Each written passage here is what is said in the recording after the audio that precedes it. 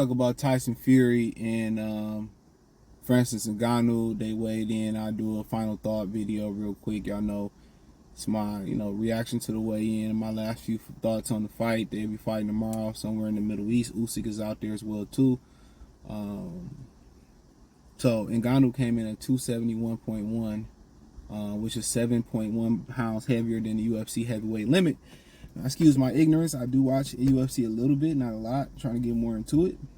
And I was today years old when I read that the UFC had a heavyweight limit that's 206 to 265 pounds. Ngannou looks solid, but looking and actually being in great condition is two different things. You got guys who they're in excellent shape. A lot of it got to do with genetics.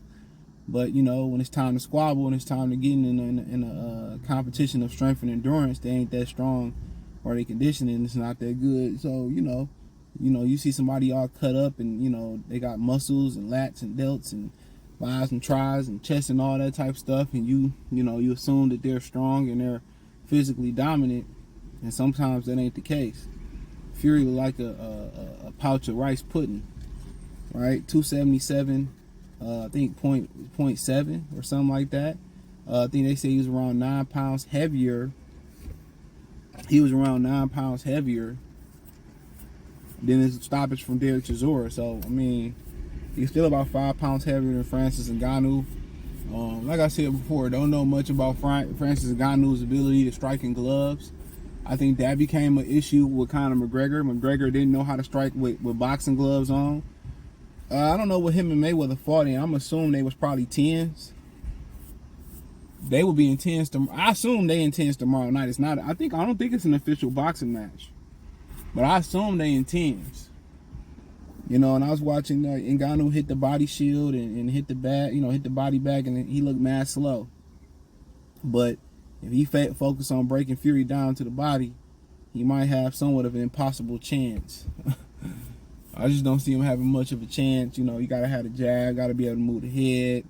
Most mixed martial artists are failed boxers, obviously, because there wasn't a lane for mixed martial arts, or a prominent lane like it is now. It's a few good lanes. PFL, one championship league. Bellator just got fired by Showtime, but they was out there, may still be out there. So. But yeah, for him, it's just, I think that's the number one thing when you get a guy like Tyson Fury, whose stomach look like a pouch of rice pudding. I think you gotta attack that. You gotta attack that. You can't leave that out to chance. You cannot leave that out to chance, and that's just my humble opinion.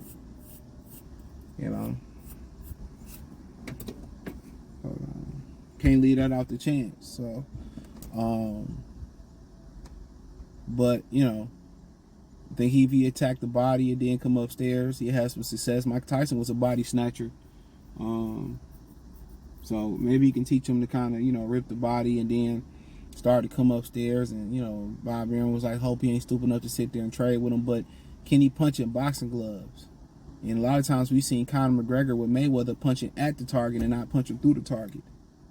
It's a time to punch at the target, and it's a time to punch through the target. When you're trying to find a distance, it's, you probe and you touch and. That's basically the jab is like a layup. That's why when you play basketball, you see the start up in the layup line. At least 20 years ago, 30 years ago, that's what we did. Now they starting off shooting threes, but start off with a layup to see the ball go in to get a rhythm, to start off to get a rhythm. That's what the jab is. It's to help you set everything else up. It's help you to find the rhythm, find the target. Once you able to find it consistently with the jab, then everything else, you just follow up with. Then after a while, you can probably just lead off with stuff because you know where the target is at. So for Ngannou, one of the targets that don't move is his stomach. I think a good strong jab to the heart, to the chest, to the chin, and some body work. But, it's going to be interesting to see how good Ngannou look and see how that's going to affect him going forward. I know they kind of want to make him the face of the PFL and all that type of stuff. So, not sure how that's going to play out. But good jab would go a long way for him. Real good jab would go a long way. But he won a box. I think it's more about the money. And not sure it's going to help his stock. For Fury, he got everything to lose and nothing to gain. Really, what can he gain? He got a training camp. under his belt. He get a couple sparring rounds in with Ngannou. I mean, every second, every minute passed by, he let Ngannou hang around. The worse and worse he looked. You know what I'm saying? I don't see Ngannou having much of any. I don't think he has a chance. -0. It's not even an actual number. Much of a chance. And I think Fury gonna play around with him. You know, not sure Ngannou gonna be able to have enough speed. Not sure Ngannou gonna have enough footwork.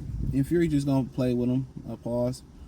And then probably gonna try to take him out late. Fury may even let this Joker go the full distance for all you know.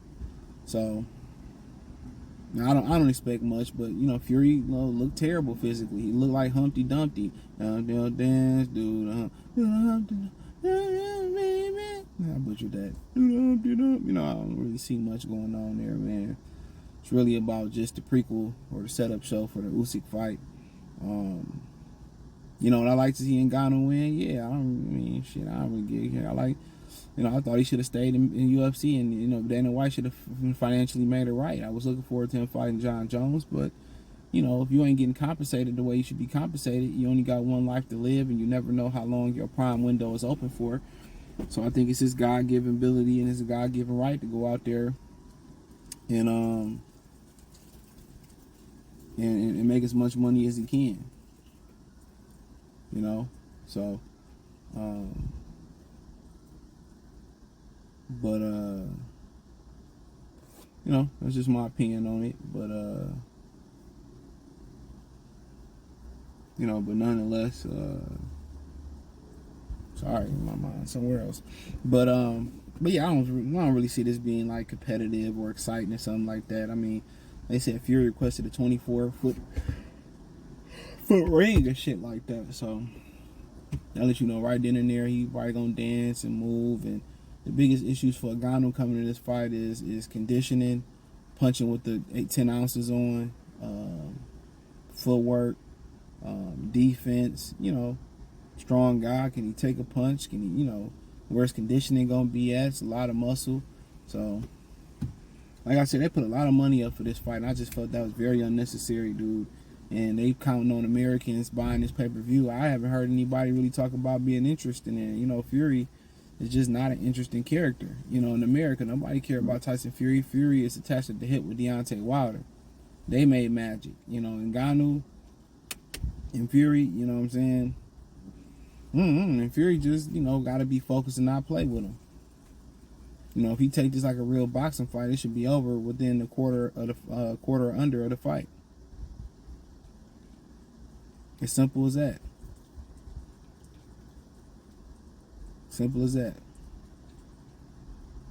So,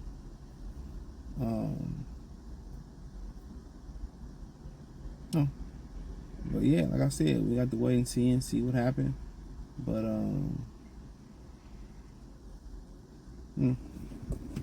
but this is what they wanted to do. You know, everybody wanted to just make sure they get their money with inflation. It's a money grab. And Ngannou just wanted more money. He wanted a bunch of money. He about to make a bunch of money. Fury just talking about the money after it wasn't about the money. That's where we at. Everybody chasing money. The women chasing money. The men chasing money. We didn't put money so much on a pedestal, you know, with all this inflation and shit. It's bananas. It's bananas. You know, it is super duper bananas. So, man, it's a dangerous time to be out here, because once you put money on the pedestal and you put money, you know, as the most highest priority, you know, naturally, you know, your morality, you know, your morals is going to drop as well, too. So you wouldn't do anything to get this money. So, like I said before, man, I'm going to watch it. I'm not sure if I'm going to go down to the Piston game tomorrow, man. I'm moving to the spot where you got to have AT&T, and I owe AT&T like $300-something for an old bill because they was shitty. So I pay this money to these jokers. So, you know, I can't keep my Xfinity, but it's cheaper though, so I can't even complain. But I might go down there still, bro. It depends on how I feel tomorrow. I got furniture to put together and all types of bullshit, but it is what it is. But I'll definitely watch the fight. Probably gonna sleep the majority of the day tomorrow. I ain't even gonna front. I ain't got nothing to do in the morning. I ain't got nothing on the agenda but to chill. So probably gonna sleep. It's a rarity. It's probably gonna sleep, but I like Fury in like 7 rounds, 6, 7 rounds. I think I did a short. I think I'd be nice to say seven rounds. It should be shorter than that, but if I find out how much their purses was, I get up in the morning or tonight. I do a video on their purses since they did the weigh-in and see how much they making. But Dana White got to stop being stingy with the money. It's hard to say. If he pay his fighters more now, he'll save himself the grief later. And that's what Bob Arum had to figure out. Arum had to figure out the same thing.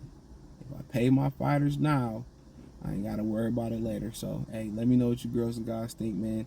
Check out the Heavyweight Boxing Talk playlist. Hit the link tree. Find me on Twitter, Instagram, Spotify, Anchor, Cash App, Venmo, PayPal, Apple Podcasts, Google Podcasts.